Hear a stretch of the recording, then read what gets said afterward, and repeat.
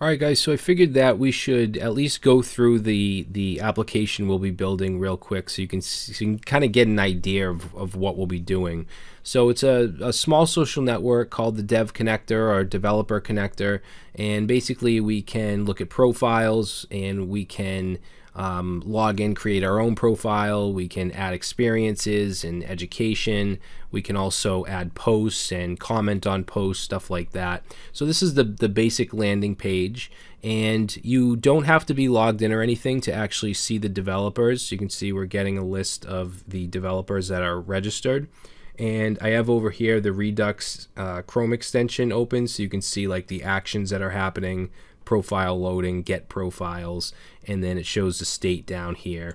So if we look at state, if you're logged in, that'll fill the auth state. We have an errors state for any errors from forms or anything like that, a profile state, and a post state. So this is all initial stuff. All right, and you can see that if we look in profile and then the profiles array, it's these two guys here. Okay, so that's all the information on these two guys. All right, now if I click on view profile, it'll take us to the individual profile, which has quite a bit. We're using Gravatar for profile images, and basically if you use a Gravatar email to register with, then it's going to automatically use your avatar. All right, so we have our name, our status. In this case, I chose instructor or teacher. You can also choose your company. You can choose your location and all this stuff, your social network links, a bio, your skill set, so different languages or technologies that you know, experience, which are basically like jobs, education, so schools you went to, boot camps, things like that. Your latest GitHub repos, if you choose to add your GitHub username, it'll show your latest 5 repos. All right, so that's the actual profile. So if we wanted to create a profile, we could sign up. You can see right here under email, we specify that if you want an avatar, use a Gravatar email.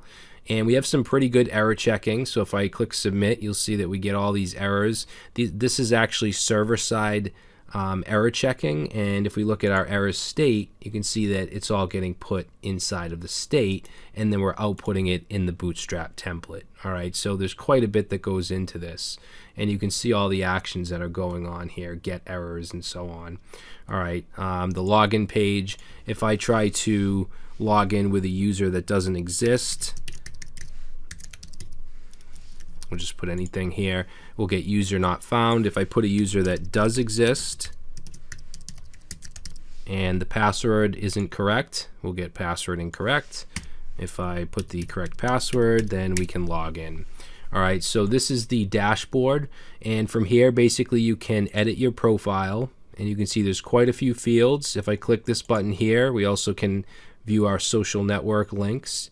So we have a profile handle for SEO, so if you want to go to /profile/Brad Traversy or whatever you want to put in there.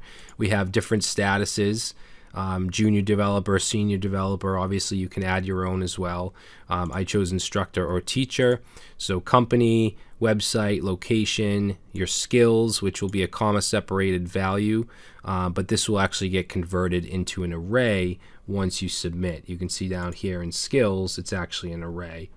Okay, you can also add your GitHub username if you want to include your repos, a bio. So there's quite a few fields. All right, if we go back, we can also add experiences and education credentials.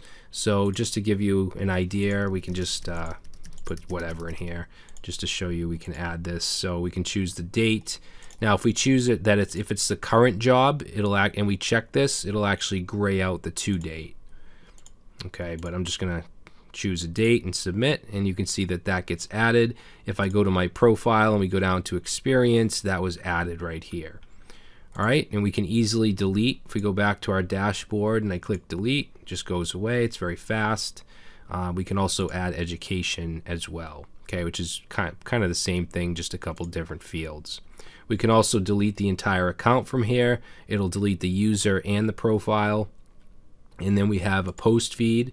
So if we click on this, you'll see that we can create posts. We can like posts. Any post that you like is going to have a green thumb, and I can't like it again. You can only like it once. Okay, if I unlike it, you can see that the green went away. All right.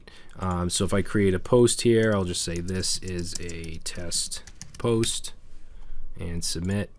And notice that any post that is mine has a delete link or a delete button next to it. So I can easily delete that. And then if we want to go to the single post page, we can click on comments and we'll see the single post and we can make comments. So this is a comment and submit. And there we go. Okay, and it's going to show the avatar and name of the user, and I can easily delete the comment as well. So that's pretty much the gist of it. We can go ahead and log out, and of course we can't go to like dashboard or anything like that. If I try to go to dashboard, it's just going to bring us back to login. So we're doing access control. Everything is done through JSON Web Tokens. The token gets stored in local storage. We validate it. We can decode it and get the user info from it. And there's just a lot that goes into this. And even if it doesn't seem like it, there is a lot that goes into this application. All right, so that's what we'll be building, guys. Hopefully it interests you, and we will get started.